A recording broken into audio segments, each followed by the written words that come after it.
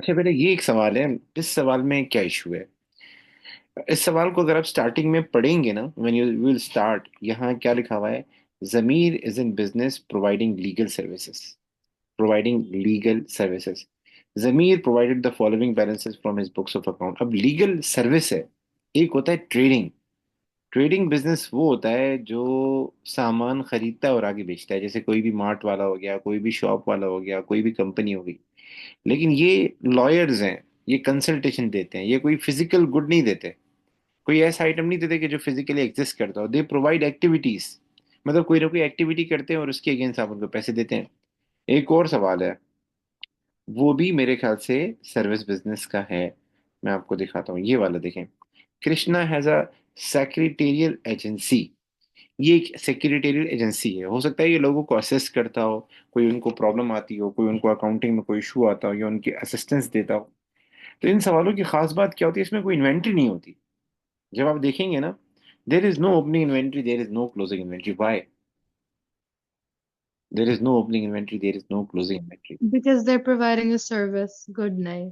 जी जी, they are providing service ना। अभी है बेटा मेहरबान शिजा, ये लोग सर्विस दे रहे हैं, इसलिए इनकी कोई वो नहीं आ रही। तो इनकी इनकम स्टेटमेंट कैसे बनेगी? इनकी इनकम स्टेटमेंट का तरीकाकार क्या है? तो it's simple, not a big deal. लेकिन हम कर लेते हैं। सवाल अच्छे हैं ये वाले, आजकल बहुत ज़्यादा आते हैं। तो इनकी इनकम स्टेटमेंट बनाने का तरीकाकार ये है। सिंपल है, इतना मुश्किल नहीं है। हम सिंपली ये करते हैं, जब हम सवाल को स्टार्ट करते हैं, तो सवाल को, इनकी जो मेन सोर्स ऑफ इनकम होती है वो होती है fees income. Fees income, client income. अगर कोई इंश्योरेंस कंपनी है तो उसको प्रीमियम बोलते हैं। तो जो भी इनकी इनकम है, सबसे पहले हम इनकी सारी इनकम को राइट डाउन करते हैं। मतलब हम सवाल सेल से स्टार्ट नहीं करते, हम इनकम से स्टार्ट करते हैं। जो भी इनकी इनकम है, जो जो इनकम है। सवाल में लिखा हुआ है ये लोग रेंट रिसीव करते हैं, तो रेंट रिसीव भी क्या कहलाएगा? इनकम कहलाएगा।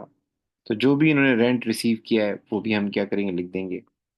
सवाल में लिखा हुआ है कि ये बिजनेस जो है कमीशन रिसीव करता है, तो जो भी ये कमीशन रिसीव कर रहे हैं वो हम लिख देंगे। ठीक है, आपने सारी इनकम लिख दी। इन सब इनकम का टोटल करेंगे तो ये हमारे पास आएगा ग्रॉस इनकम। ये हमारे पास क्या कहलाएगा? Gross income. ठीक है, इन सारी इनकम का टोटल करेंगे, और इसमें भी तरीकाकार वही है कि if there is an accrued add करना है, if there is any prepaid minus करना है। ठीक है, उसके बाद फिर हम क्या करेंगे? ग्रॉस इनकम के बाद लिखेंगे लेस एक्सपेंसेस। लेस एक्सपेंसेस, हम लिखेंगे लेस एक्सपेंसेस। और एक्सपेंसेस में सबसे पहले कौन सा आइटम आएगा?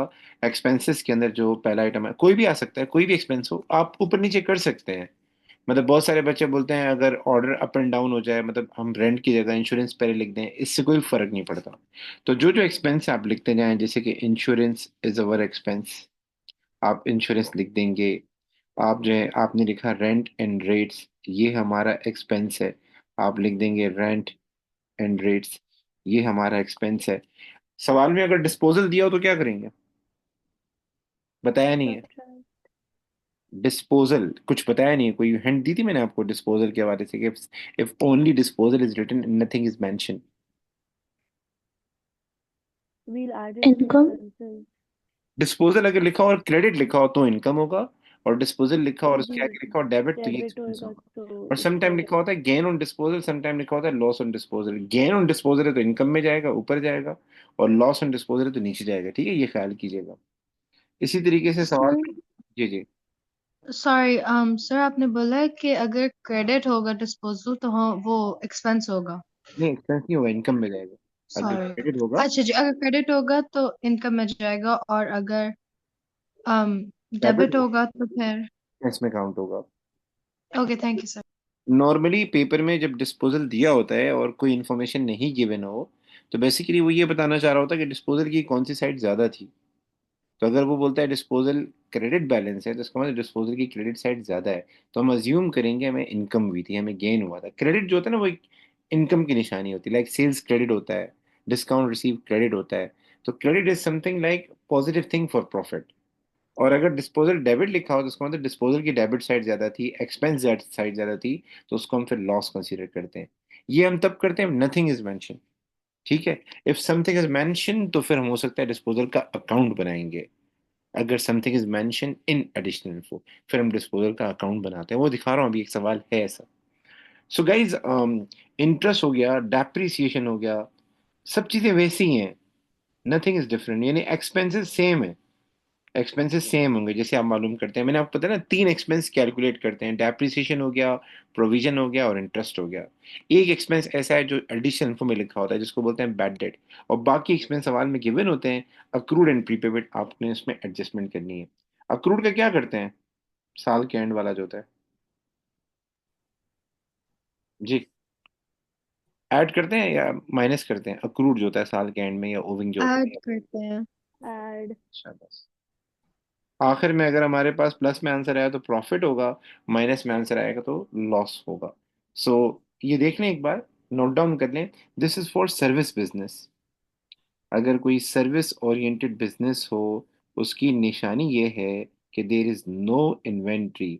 जब सवाल में इन्वेंट्री नहीं है तो कॉस्ट ऑफ सेल्स भी नहीं होगी। ठीक है, ये सर्विस ओरिएंटेड बिजनेस की इनकम स्टेटमेंट है, statement of profit and loss.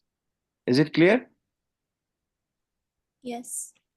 सो अभी जी सर। अभी एक सवाल करते हैं। ठीक है, ये वाला सवाल है, करते हैं। अच्छा, इसमें पहले मैं Sir, आइटम, जी जी, yes yes, can ask. you can you show the format? Yeah, can you show the first? जी जी। Okay, I got it. Okay, just let me know that have you tried this service business income statement at your school? Have you tried this one? I don't remember, sir. Okay, okay, okay, okay. It's okay. अच्छा, अच्छा जी। Zameer is in business, this is at the page one. जो आपको मैंने sheet दी थी वो सारी करनी है बेटा, कोई सवाल नहीं छोड़ना। Zamir is in business providing legal services. Zamir provided the following information from his books of account at 31st December 2020. Fees income. What do you think? It's an income or expense? Income. Income, Rent and rates? expense, Expense. Expense. ठीक है. Okay. Salaries? expense. Expense. Shabbas. I'm thinking to play a one game as well at the end. एक छोटी सी game है, वो भी खेलता हूँ, time मिलता है उसमें। फिर ये है कि आपको दूसरी डिवाइस कनेक्ट करनी पड़ेगी, ठीक है, वो बताता हूँ चलो आखिर में, ताकि थोड़ा पता Okay. चले कि काहुट काहुट काहुट। आप स्कूल में प्ले करते हैं काहुट वैसे? पहले पहले होता था ऑनलाइन क्लासेस में। Okay okay. और हाँ। stationery and advertisement, what do you say about this? Expense, Expense, शाबाश। इलेक्ट्रिसिटी? expense. Expense. और इतने सारे सवाल किए हैं, अब तो याद हो गया हमें एक्सपेंस कौन सा होता है। क्या ख्याल है आपसे? आई थिंक ये सवाल पे ग्रिप, इस तरह के सवालों पे ग्रिप आ रही होगी। क्या ख्याल है, एक फील आ रही होगी, एक वाइब आ रही होगी, कुछ तो हो रहा है। Bank charges? एक्सपेंस। क्या बात है, लेजेंड भाई। अच्छा, ये जो ऑफिस इक्विपमेंट है, इसके बारे में क्या कहते हैं? ऑफिस इक्विपमेंट के दो अकाउंट हैं, एक एक कॉस्ट के नाम से, एक एक प्रोविजन फॉर डेप्रिसिएशन के नाम से। क्या करना चाहिए इनका? जी शिजा बेटा, कुछ करना चाहिए इनका? At and right. I think हम इसका कुछ भी नहीं करते। हम इनकम स्टेटमेंट में ऑफिस इक्विपमेंट लिखते नहीं है, और ना ही उसकी डेप्सन लिखते हैं। अच्छा, ये जो डेप्रिसिएशन है ये पुरानी है, प्रोविजन फॉर डेप्सन जो अब तक हो चुकी है, टोटल टोटल है टोटल। इनकम स्टेटमेंट में टोटल नहीं जाता, इनकम स्टेटमेंट में करंट ईयर की जाती है, वो हम कैलकुलेट करते हैं, या वो अलग से अगर डेप्सन एक्सपेंस के नाम से दी हो, डेप्रिसिएशन एक्सपेंस के नाम से दी, तो ये हम इसको इग्नोर करेंगे, ठीक है। अच्छा, now there is one term, proceed of disposal of office equipment, but इसके आगे लिखा नहीं है, व्हाट इज दिस? इसके आगे कुछ मेंशन नहीं है, नथिंग इज मेंशन। तो ये एक अलार्मिंग पॉइंट है। ना ही इसके आगे लिखा है डेबिट, ना ही इसके आगे लिखा है क्रेडिट, बट एक एडजस्टमेंट है जो इसके हवाले से दी है, वो है एडजस्टमेंट नंबर 4। उसको जरा मैं डिस्कस करता हूँ, ठीक है। अच्छा जी, बैंक ओवरड्राफ्ट, कुछ करना है इसका? कुछ भी नहीं करना है इसका बैंक ओवरड्राफ्ट पे, क्योंकि ये लाइबिलिटी है, ये तो आएगा ही नहीं। ट्रेड रिसीवेबल एसेट है, नहीं आएगा। कैपिटल कैपिटल इक्विटी का पार्ट नहीं आएगा, ड्राइंग इक्विटी का पार्ट नहीं आएगा। बहुत सारे लोग बोलते हैं सर ये ड्राइंग आएगी नहीं आएगी। Guys this is total drawing, इसमें कैश भी होती है, बैंक वाली भी होती है, सब होता है। हम जो ड्राइंग परचेजेस से माइनस करते हैं वो गुड्स फॉर ओन यूज है, वो गुड्स फॉर ओन यूज है, वो गुड्स विदड्रॉन है, नॉट कैश ड्राइंग। तो वो जो ड्राइंग है वो एडिशनल इन्फो में मेंशन होनी चाहिए, किसमें, एडिशनल इन्फो में, और वो भी गुड्स विदड्रॉन की। ठीक है। सो नाउ गाइस एक एक एडजस्टमेंट पढ़ते हैं और फिर देखते हैं क्या करना चाहिए। पहली एडजस्टमेंट ये है, द एनुअल रेंट इज 16,000। इस सवाल में रेंट एंड रेट्स को मिलाकर दिया हुआ है। 26,000 rent and rates, rent means जो अकोमोडेशन चार्जेस होते हैं, और रेट मीन्स जो मेंटेनेंस चार्जेस वगैरह होते हैं जो आप हर महीने दे रहे होते हैं। तो टोटल दिया है 26,000। एंड नीचे कह रहा है कि हमारे पूरे साल का 12 महीने का जो रेंट है वो 16,000 है। और रेंट हमने on 31 December 2020 rent was paid to cover the period from 1 जनवरी 31 मार्च। हमने 31 दिसंबर को कुछ रेंट पे किया था, वो शामिल है इसके अंदर, पे है तो मतलब शामिल है वो, लेकिन उसका टाइम पीरियड है 1 जनवरी टू 31 मार्च। हमारा जो सवाल में साल एंड हो रहा है वो इस तारीख पे हो रहा है, ये हमारा ईयर एंड है, 31 दिसंबर 2020, this is our year and, ये हमारा ईयर एंड है। ठीक है, ये हमारा ईयर एंड है। अच्छा जी, और यहाँ जो हमने रेंट पे किया वो इस तारीख तक पे किया। क्या करना चाहिए? माइनस कर देंगे 3 मंथ्स प्रीपेड। तो 3 मंथ्स का प्रीपेड कितना होगा मुझे बता सकती हैं? अभी है बेटा, how much would be the prepaid? पहले तो 26,000 में से माइनस करेंगे 16,000 वाली रेंट। ये तो पूरे साल की है ना बेटा, ये हम क्यों माइनस करेंगे? हमें तो माइनस प्रीपेड करना चाहिए, जो कि 3 महीने। हाँ 16,000 इज फॉर 12 मंथ्स। और कोई, एनी वन? आप चैट में भी आंसर दे सकते हैं या हैंड रेस कर लें, या जी शिजा बेटा what do you say about this, क्या करना चाहिए इसका? Be quick guys, I need a response from you people. Meher beta, what do you say? Shiza beta, what do you say?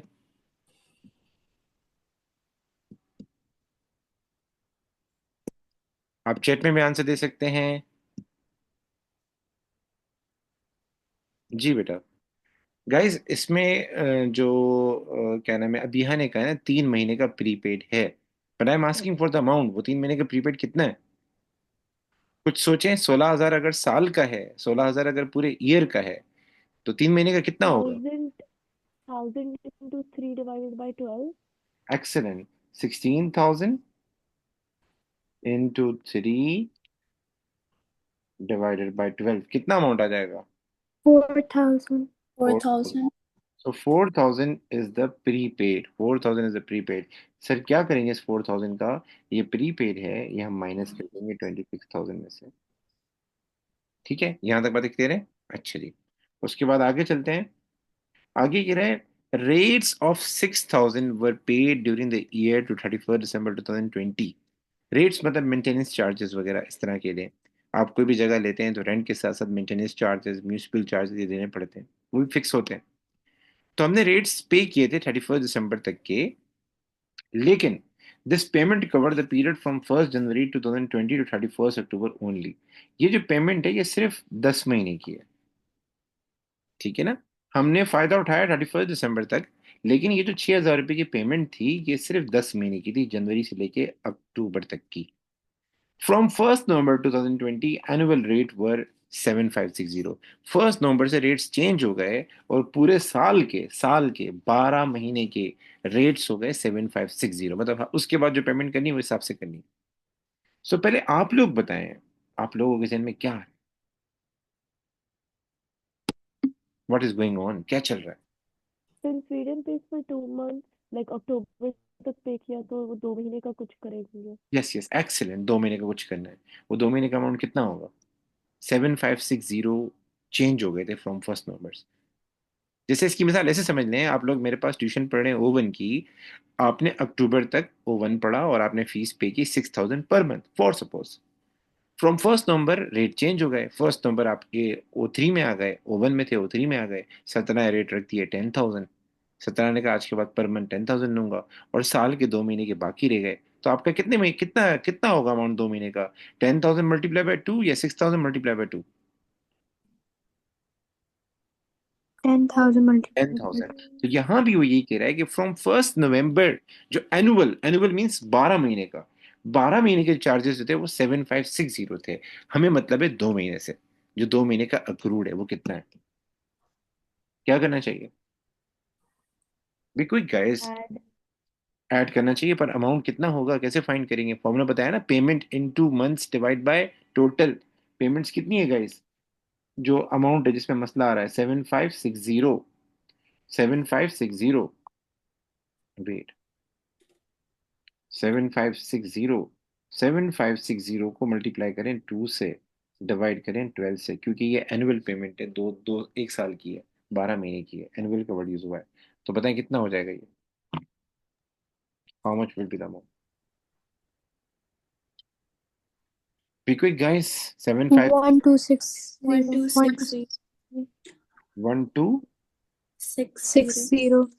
1260, ये इसमें ऐड कर देंगे, किसमें? रेंट एंड रेट्स में। यहां तक कोई इशू, यहां तक कोई मसला? No sir. अच्छा, फोर्थ एडजस्टमेंट पे आते हैं जरा, थर्ड पे बाद में आएंगे। Fourth adjustment relate to proceed from disposal of office equipment. इसके अंदर कुछ बताया नहीं है, ना डेबिट बताया है, ना क्रेडिट बताया है, ना ये लिखा हुआ है गेन ऑन डिस्पोजल है, ना ये लिखा हुआ है लॉस ऑन डिस्पोजल है। अगर ट्रायल बैलेंस होती, if it would be a trial balance, और डेबिट साइड पे लिखा होता तो ये क्या होता फिर? Loss on disposal. और अगर ये क्रेडिट पे लिखा होता तो फिर क्या होता? Gain on disposal. यहां कुछ भी नहीं दिया, बस ये एडजस्टमेंट दी है, मैं इसको पढ़ के बता देता हूँ।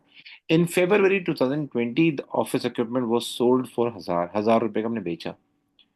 This equipment has been purchase for 1800 on 1 January 2018। जनवरी 2018 को मैंने ये 1800 का लिया था।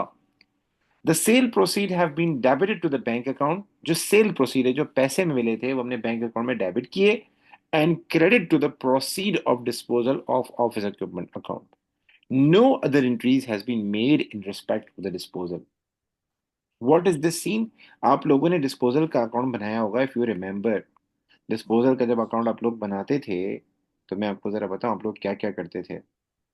डिस्पोजल का जब अकाउंट आप लोग बनाते थे तो मोस्टली ये होता था कि आप लोग डेबिट साइड पे लिखते थे कॉस्ट, ठीक है, और फिर यहाँ लिखते थे प्राइस, कितने का सेल हुआ, यानी बैंक, और फिर उसके बाद लिखते थे उसकी डेप्रिसिएशन। तो उसने पता है क्या किया है?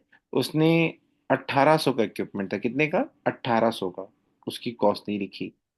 फिर उसने 2018, 2019, 2020 में बेचा है। 2020 फुल ईयर पॉलिसी है, ठीक है। 2018, 2019, 2020 चल रहा है अभी, 2020 में उसने इसको सेल किया है। तो सिर्फ उसने सेलिंग प्राइस रिकॉर्ड की है बस, डिस्पोजल अकाउंट में सिर्फ सेलिंग प्राइस रिकॉर्ड की है। डू यू थिंक ये गेन है हमारा 1000 रुपए? या प्रॉपर डिस्पोजल का अकाउंट में बना के देखना चाहिए कितना गेन हुआ है, कितना लॉस हुआ है? आप लोग क्या कहते हैं?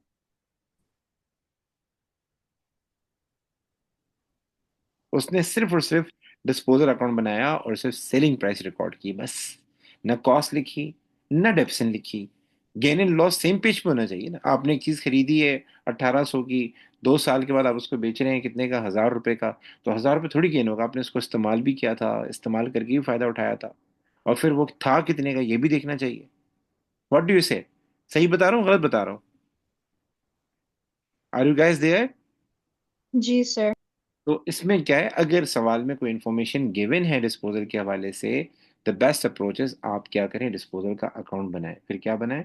डिस्पोजल का अकाउंट बनाएं। तो हम डिस्पोजल का अकाउंट बनाते हैं और देखते हैं कि हमारा गेन एंड लॉस कितना है। तो उसका तरीकाकार ये होगा, पहले हम एंटर करेंगे कॉस्ट को, कि हमारे एसिड की कॉस्ट कितनी थी। उसकी कॉस्ट थी 1800। कहाँ आएगा सर? डेबिट साइड पे आएगा। फिर कितने का सेल किया है? 1000 रुपए का। फिर उसने बोला है हम हर साल लगाते हैं 15% स्ट्रेट लाइन मेथड, और फुल ईयर पॉलिसी है। तो 2018, 2019 एंड 2020 अभी चल रहा है। तो 31 दिसंबर 2018, 31 दिसंबर 2019 एंड 31 दिसंबर 2020, 2020 कितनी लगेगी? 2 साल की डिडक्शन लगेगी। तो हर साल अगर 15% लगता है तो 1800 इज द कॉस्ट। हर साल 15% लगता है, तो 15% अगर आप इसका फाइंड करेंगे 1800 का, कितना आएगा बेटा? जी बेटा, आई थिंक सो 270 पहले साल का। To 270 sir. दूसरे साल का टोटल कितना हो जाएगा? टोटल कितना हो जाएगा? 270 हर साल का होगा, 2018 के भी 270 होगा। दूसरे साल 2070। जी two five. Zero seven zero बेटा 1800 का 15% आएगा मेरे ख्याल से 270 ना, 270 प्लस 270 540 बनेगा। एम आई राइट और रॉन्ग? ओ सॉरी, मैं 18,000 प्लस 270 कर रही थी। या I did the same thing. Okay. So मुझे बता सकते हैं अब बताएं, ये सारा करने के बाद चेक करें गेन हुआ है लॉस हुआ है, कौन सी साइड ज्यादा है, डेबिट साइड या credit side? Sir debit side ज्यादा है तो लॉस ही हुआ होगा। कितना लॉस हुआ है चेक करते हैं। 260 का लॉस हुआ है। 260 का टू लॉस। सिक्सटी या ठीक है, डेबिट साइड अगर ज्यादा है तो इट्स द लॉस। तो जब आप आईएएस बनाएंगे तो आप लिखेंगे लॉस ऑन डिस्पोजल। क्या लिखेंगे guys? Loss on. Loss on loss disposal. On disposal. ठीक है। सो तो मतलब वो हमारा जी जी बताएं बताएं मेरे बेटा क्या कहना चाह रहे हैं आप? वो हमारा एक्सपेंस होएगा ना। जी जी हमारा एक्सपेंस होगा, जी जी यस, ये हमारा एक्सपेंस होगा। सो गाइस आगे चलते हैं। आगे कह रहा है कि फिफ्थ में कह रहा है one of the Zameer client has become bankrupt, the client owed 1885, Zameer does not expect to recover this amount. Client owe करता था 1885, बैंकरप्ट हो गया, इंसॉल्वेंट हो गया, बेडेड हो गया, क्या करेंगे? हमारा क्या है सर? ये एक्सपेंस है। हमारा क्या है सर? एक्सपेंस है। तो ये 1885 किस में जाएगा? एक्सपेंस में जाएगा। अच्छा जी आगे चलते हैं। आगे कह रहा है डेप्रिसिएशन जो रहती है। अच्छा डेप्सिन का आप लोगों को मैंने फॉर्मूला सिखाया था फुल ईयर में, याद है क्या सिखाया था? वो एक फॉर्मूला सिखाया था, normal formula. Do you remember that formula? Cost into percentage. हाँ कॉस्ट इनटू परसेंटेज, पर एक चीज और भी सिखाई थी शुरू शुरू में कि if there are some changes, तो एक फॉर्मूला सिखाया था मैंने, OPD, opening plus profit minus minus disposal into percentage. If you remember जब डेप्सन की टी अकाउंट बनवाता था। यस। हाँ। तो what's the problem in this question? इस क्वेश्चन में डिस्पोजल हुआ है और वो हमने रिकॉर्ड नहीं किया था। देयर इज सम एडजस्टमेंट, उसने कोई भी इंट्री उसकी नहीं की थी। तो जब हम डेप्सन लगाते हैं, भले स्ट्रेट लाइन मेथड हो, पहले हम लेते हैं कॉस्ट और उसको मल्टीप्लाई करते हैं परसेंटेज से। लेकिन if there are some changes, disposal है, परचेजेस है, तो फिर हम क्या करते हैं? फुल ईयर में ओपनिंग लेते हैं। ओपनिंग वो होती है जो ट्रायल बैलेंस में गिवन होती है, उसमें परचेज ऐड करते हैं और डिस्पोजल माइनस करते हैं। तो what is the opening cost in question? Opening cost ये रही। ओपनिंग कॉस्ट है 60,000। कितनी है सर? 60,000, ये ओपनिंग कॉस्ट है। एक तो मैं सही कर दूं, ये हमारी ओपनिंग कॉस्ट है 60,000। ठीक है। अच्छा उसके बाद आते हैं हम लोग डिस्पोजल पे। परचेज तो है नहीं, तो जो डिस्पोजल हुआ था उसकी कॉस्ट कितनी है? कॉस्ट, उसकी कॉस्ट है 1800। तो हम क्या करेंगे? 1800 को यहाँ से माइनस करेंगे एंड देन जो आंसर आएगा पहले आप माइनस करेंगे। ठीक है, डायरेक्ट कैलकुलेटर मल्टीप्लाई मत कीजिएगा। 60,000 माइनस 1800 करेंगे, यू विल गेट 58,200 शायद। उसको मल्टीप्लाई करेंगे हम लोग 15% से, तो वी विल गेट डेप्रिसिएशन। कितना आएगा आंसर बताएं?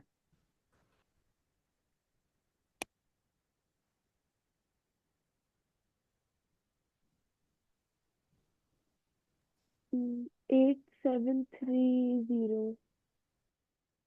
8730, ये हमारी क्या हो जाएगी? डेप्रिसिएशन हो जाएगी। सो गाइस ये सवाल कर सकते हैं आप लोग घर पे जाके सुकून से। Is it possible for you people कि इस सवाल को अटेम्प्ट कर लें तो हम आगे एक नया सवाल डिस्कस करने, आईएएस बन जाएगी इसकी, या मैं बना के दे दूं इसकी IAS? Sir sir one question can you do it, फिर बाकी हम कर लेंगे। बस एक क्वेश्चन के लिए आप ठीक कर ठीक ठीक, सकते हैं। मैं करा देता हूँ, मैं करा दूँ, नो इशू। तो एक मैं करवा दूँ। Thank you. सो हम इसमें ये करेंगे, सबसे पहले जो है हम लिखेंगे फीस इनकम। सबसे पहले हम लिखेंगे फीस इनकम। ठीक है, आपने मेरी हेल्प करनी होगी। फीस इनकम देख लेते हैं। फीस इनकम कितनी है? 151750, 151750।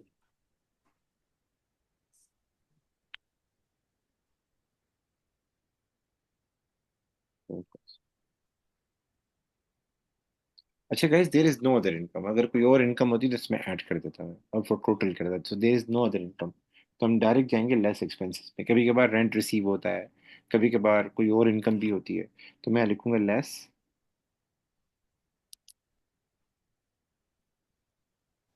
Sir won't we write like fees income हमने इतनी लिखी तो हम लिखेंगे नहीं gross income and then write the value again like दूसरे साइड में कुछ आप टू ऐसे कर कॉइंस का सकते मिलता है आप ना ऐसा इनकम ऐसा कर स्टेटमेंट। सकते आप ऐसे कर सकते हैं, ग्रॉस इनकम लिख दें। अब there is only single item जो मैंने लिखा नहीं, क्योंकि ओके हमारी ओके हमारी ओके टोटल फाइन। यही है ना। ठीक है, लेकिन आप लिखना चाहें लिख सकते हैं, नो। ठीक। अच्छा जी। अब ओके। चलते हैं आगे, सवाल पे चलते हैं। So there is rent and rates, हम लिखेंगे rent and rates, sorry, rent and rates. अच्छा, देयर आर मेनी स्टूडेंट्स जो वर्किंग नहीं करते, डायरेक्ट करते हैं, कर सकते हैं डायरेक्ट। तो वर्किंग करने का फायदा ये होता है कि आपको वर्किंग वाले साइड पे भी कर, वर्किंग मीन्स ये जो प्लस माइनस है ना ये, और एक होता है विदाउट वर्किंग, उसमें ये होता है 26,000 माइनस 4,000 कितना हो जाएगा? 22,000। 22,000 प्लस 1,260 कितना हो जाएगा?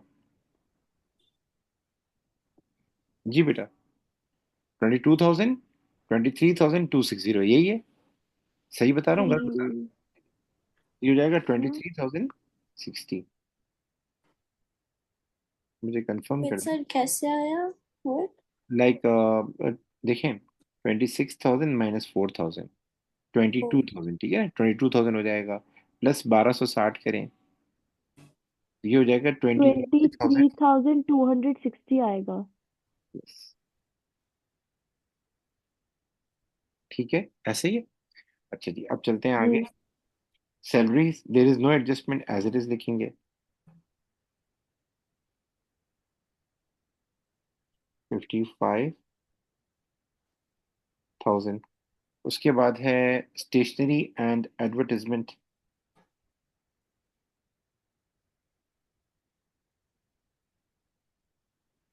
Stationery is amount is 6,450। Okay. अच्छा जी, उसके बाद है हमारे पास इलेक्ट्रिसिटी।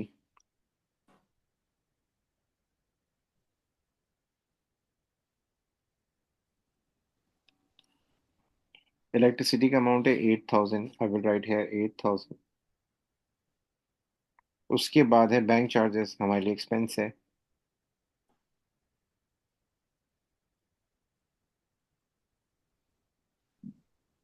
ठीक है, बैंक चार्जेस इज 4,100। उसके बाद है हमारे पास लॉस ऑन डिस्पोजल, क्योंकि हमने लॉस ऑन डिस्पोजल फाइंड किया था, तो वो आया था 260, इफ यू रिमेम्बर। तो इसका क्या करना है, ये जाएगा यहाँ पे लॉस ऑन डिस्पोजल के नाम से।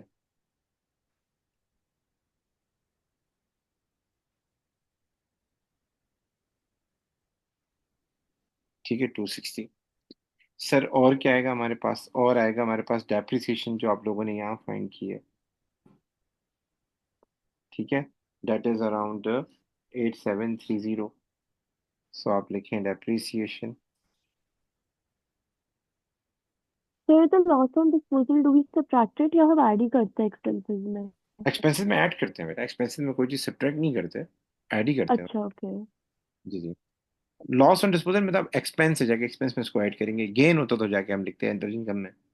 अच्छा जी, और कोई एक्सपेंस है? यस, ये वाला एक्सपेंस है। कौन सा? बैटेड है, कितना? 1885 का।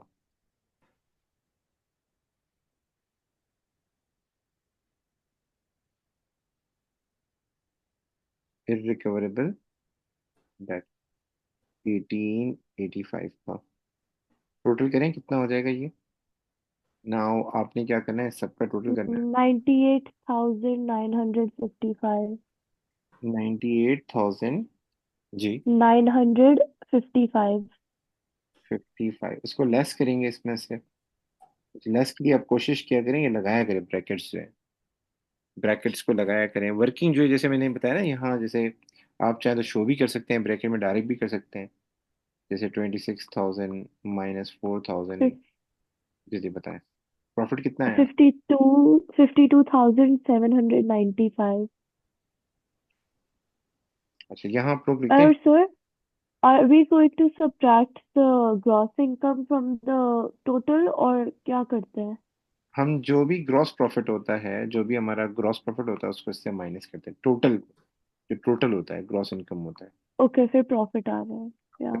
ठीक है। अच्छा, have you got this thing? यहाँ तक बातें क्लियर हुई? जी sir. So I am giving you one. मुझे एसएफपी बनाना सिखानी है, वो हम नेक्स्ट क्लास में करेंगे। मैं आप लोगों को एक क्वेश्चन दिखा रहा हूँ, उसको जरा डिस्कस करते हैं, वो भी इसी इसी से रिलेटेड है। ये है पेज नंबर आई थिंक सो 3 पे। मुझे नहीं पता लग रहा कि पेज नंबर कौन सा है। I think so. चलेगी, इसको जरा पढ़ते हैं, आप मुझे बताते रहिएगा। जी जी। Krishna has a secretarial agency. हर आप लोग सवाल देखना चाहें तो आप इसकी फोटो ले लें, क्योंकि आपको बाद में गो थ्रू करना हो तो आपको आसानी होगी। इसकी पिक ले लें और ग्रुप में शेयर भी कर दीजिएगा। पेज 1 पे क्वेश्चन था, हमने इसको सॉल्व किया था। Have you got the pic? Snapshot ले लिया आपने अपना? यस। ओके। जी ओके, नाउ ये क्वेश्चन आप लोगों ने ट्राई करना है, मैं समझा देता हूँ। इसमें एक डेप्शन का एक मेथड है, रिवैल्यूएशन मेथड। मैंने बताया था आप लोगों को रिवैल्यूएशन मेथड, वैसे पढ़ाया तो था। रिवैल्यूएशन मेथड क्या है, पहली पहली वीडियो में था वैसे। चले हम डिस्कस कर लेते हैं, बताता हूँ मैं आपको। Krishna has a secretarial agency. Her financial year ends on 30 April. She provided the following information for the year ended 30 April 2019. Fees received from client. What do you think? ये क्या है हमारे लिए? ये इनकम। इनकम। शाबाश। Wages हमारे लिए क्या है सर? एक्सपेंस है। ठीक है, एक्सपेंस का पार्ट बनेगा। ऑपरेटिंग एक्सपेंस एक्सपेंस का पार्ट बनेगा। रेंट एंड रेट्स एक्सपेंस का पार्ट बनेगा। मोटर एक्सपेंसेस एक्सपेंस का पार्ट बनेगा। Commission receivable, income. शाबाश, कमीशन रिसीवेबल इनकम पार्ट बनेगा। Office fiction and equipment at valuation. ये जो वैल्यूएशन का वर्ड यूज होता है, वैल्यूएशन का word, this means revaluation method. So revaluation method में ये होता है कि हम सिंपली क्या करते हैं, जब हमें डेप्शन निकालनी होती है तो हम opening plus purchase minus disposal, sorry disposal को भी इग्नोर कर दे, डिस्पोजल भी आता है लेकिन डिस्पोजल को भी इग्नोर करें, परेशान हो जाएंगे आप लोग ना। तो माइनस क्लोजिंग कर दें। मैं इन शॉर्टकट आपको एक तरीका बताता हूँ, इसमें और भी चीज़ आती है लेकिन आप लोगों को मुश्किल होगा इसलिए इजी कर रहा हूँ। आप लोगों ने कॉस्ट ऑफ सेल्स पढ़ी है? पहले क्या आता है कॉस्ट ऑफ सेल्स में? ओपनिंग इन्वेंट्री आती है, फिर आप परचेजेस प्लस करते हैं, फिर माइनस करते हैं क्लोजिंग इन्वेंट्री। इसी तरीके से रिवैल्यूएशन मेथड होता है। If you have to find the depreciation of any item, उसमें उस आइटम का प्रोविजन फॉर डेप्रिसिएशन का अलग अकाउंट नहीं आता। लाइक मोटर व्हीकल है ना, उसका अलग से आ रहा है प्रोविजन फॉर डेप्रिसिएशन का अकाउंट। इसमें ऐसा नहीं होता। आपको सिर्फ ऑफिस फिक्सचर लिखा, बस एक ही बैलेंस है और नीचे क्लोजिंग बैलेंस होगा। तो how much is it depreciated, आप इसकी ओपनिंग वैल्यू लेंगे और नीचे क्लोजिंग वैल्यू दी होगी माइनस कर देंगे। फॉर सपोज इसकी ओपनिंग वैल्यू है 8,000, कितनी है 8,000, और नीचे इसने इसकी क्लोजिंग वैल्यू दी होगी कि साल के आखिर में इसकी क्लोजिंग वैल्यू कितनी थी, 7,200। तो व्हाट्स द डिफरेंस? 800। 800 इसकी हो जाएगी डेप्रिसिएशन। यानी there is no percentage. Revaluation method में कोई परसेंटेज नहीं होती, जस्ट दो वैल्यूज होती हैं, एक ओपनिंग होती है, एक क्लोजिंग होती है, दोनों का डिफरेंस लेते हैं, वही डेप्शन होती है। If there is any purchase of that asset, वो आपने ऐड करना होता है बस। ठीक है, अच्छा जी आगे चलते हैं। यहाँ एक एडजस्टमेंट है, क्लाइंट ओड फीस टोटलिंग 2150। ये जो फीस है, देर इज ओविंग ऑफ 2150, क्या करना है? ऐड कर देंगे। शाबाश, ऐड करेंगे 2150। ठीक है। कमीशन रिसीवेबल में कुछ अक्रूड आ रहा है, अमाउंटेड टू 60, क्या करना है? ये भी ऐड कर देंगे। शाबाश शाबाश, एक्सीलेंट। उसके बाद कह रहे हैं रेंट 1200 अक्रूड। मेहर बेटा क्या करेंगे इसका? ऐड करेंगे। शाबाश। लाइफ में खुशियों को ऐड किया करें और गम को सब्ट्रैक्ट किया करें। Rates prepaid amounted to 550। Rates prepaid amounted to 550। महा बेटा, आज आप फुल फॉर्म में इसका बताएं क्या करेंगे? Rates prepaid. यस। महा बेटा, रेट प्रीपेड का क्या करेंगे? ऐड। प्रीपेड माइनस करते हैं बेटा। कहते हैं लाइफ इज लाइक हाँ अकाउंटिंग। सॉरी, वो एक्रूड। कहते हैं लाइफ इज लाइक अकाउंटिंग, तो everything need to be balance. अभी आप बैलेंस शीट बनाएंगे ना तो बैलेंस करेंगे, तो इसलिए कहते हैं life is like accounting, so everything needs to be balanced. So guys यहाँ पे वो कह रहा था प्रीपेड इज 550, तो ये माइनस करेंगे, प्रीपेड को माइनस करेंगे क्या नाम है रेट से, 550। Okay. Sir, Krishna lives in an apartment, क्या बात है, above the business premises. 1/4 of the rent and rates relate to Krishna apartment. Sir मैं ज़रा समझाता हूँ. अभी आपने इसमें प्लस भी किया माइनस भी किया. मुझे बताइए प्लस करके माइनस करके कितना अमाउंट आया. 7750 प्लस 1200 माइनस 550, कितना अमाउंट आया, पहले तो मुझे ये बताएं.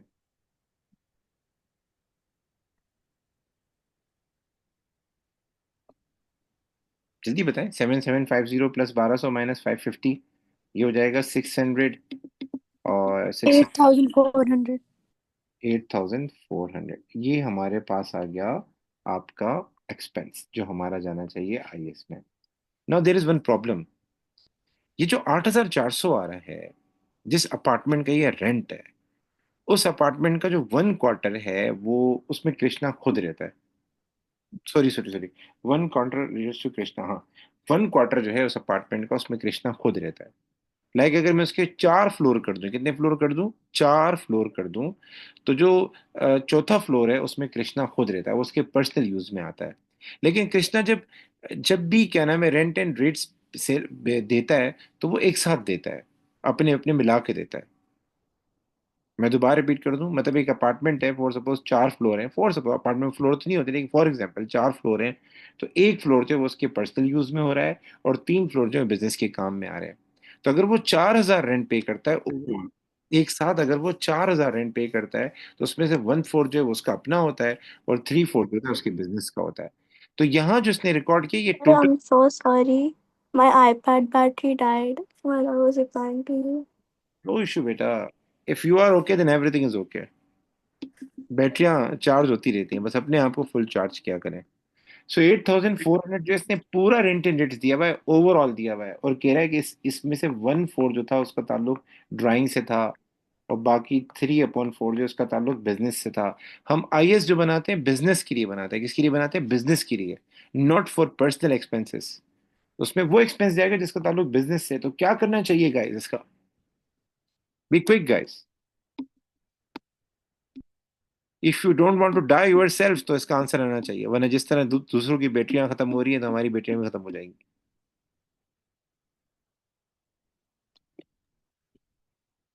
um, जी गाइस, कोई सब्ट्रैक्ट करेंगे। सब्ट्रैक्ट करेंगे. जी, कितना सब्ट्रैक्ट करें, ऐड करेंगे। सही बता रही है ऐड। बेटा. सब्ट्रैक्ट करेंगे क्योंकि 8400 जो है ना पूरा टोटल है ना बेटा. इसमें से हमें वो अलग करना है ना जिसका ताल्लुक यानी पर्सनल है. हमें वो रेंट चाहिए जिसका ताल्लुक बिजनेस के साथ है, हमें वो रेट चाहिए जिसका ताल्लुक बिजनेस के साथ है. तो 8400 इज द टोटल. सर 8400 का 1/4 निकालेंगे। एक्सीलेंट. हम 8400 का 1/4 निकालेंगे, और वो उसको इसमें से माइनस कर देंगे, क्योंकि वो एक एरर है, वो गलती से इसमें आ गया. इसकी मिसाल ऐसे है कि, क्या बताऊं, क्या नाम है इसकी एग्जाम्पल, ऐसे जैसे शिजा है. शिजा ने फीस पे की. शिजा ने फीस पे की, तो महा ने कहा कि भाई मेरे पैसे भी आप एक ही अकाउंट से पे कर देते हैं, मैं आपको कैश दे देती हूँ. तो शिजा ने फीस पे की कितनी, फॉर सपोज 20,000. उसमें महा की फीस भी थी, इसकी अपनी भी थी. 10,000 शिजा के थे, 10,000 महा के थे. लेकिन इसने पे किए 20,000. लेकिन मैं आपसे पूछता हूँ उसमें शिजा की फीस कितनी थी, तो आप महा की फीस क्या कर देंगे, सब्ट्रैक्ट कर देंगे. तो ऐसे ही हम रेंट एंड रेट्स एक साथ देते हैं, अलग अलग करके नहीं देते. इजी होता है, कन्वीनियंट होता है, बाद में हम उसको सेपरेट करते हैं. तो आप 8400 में से 1/4 माइनस कर दें, तो 1/4 कितना बन जाएगा इसका, मेरे ख्याल से 6000. जी जी, 2100। 2100. सो 8400 में से आप 2100 को माइनस कर दें, बाकी जो रिमेनिंग अमाउंट है वो हमारा एक्सपेंस है बिजनेस का, and that would be around 6300. ये हमारा बिजनेस का क्या है, एक्सपेंस है. Now this is our expense, ठीक है, नोट 8400. अच्छा जी, नीचे कह रहा है कि the office fixture and equipment were valued at 17320. मैंने कहा था डेप्थ फाइंड करनी है, तो ऑफिस फिक्सचर पे डिविडेशन मेथड लगता है.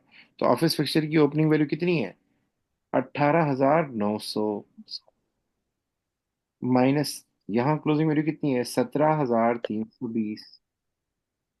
What's the final amount, 18,900 minus 17,320. जी बेटा. 1580. 580. 1580। ठीक है, ये हो गई डेप्रिसिएशन ऑफिस फिक्सचर्स की। मोटर व्हीकल पे बोला 20% लगानी है, रिड्यूसिंग बैलेंस मेथड है। तो मोटर व्हीकल की जो कॉस्ट है वो है 17,500। M V stand for motor vehicle. 17,500 minus 6,300 into 20%। Into 20%, बताइए कितना आंसर आया।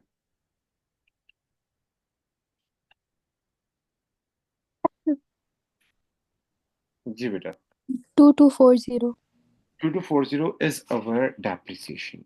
तो ये हो गया 2240। आप फिर भी चेक कर लीजिएगा ना, तो आप ऐसा करने, इसकी पिक लेने आप लोग जो है ना, स्नैपशॉट लेने। ये आपका होमवर्क है, ये आपने करना है। और मैं मजीद भी सवाल दे दूंगा। एक मिनट में रिकॉर्डिंग ऑफ करूँ पहले।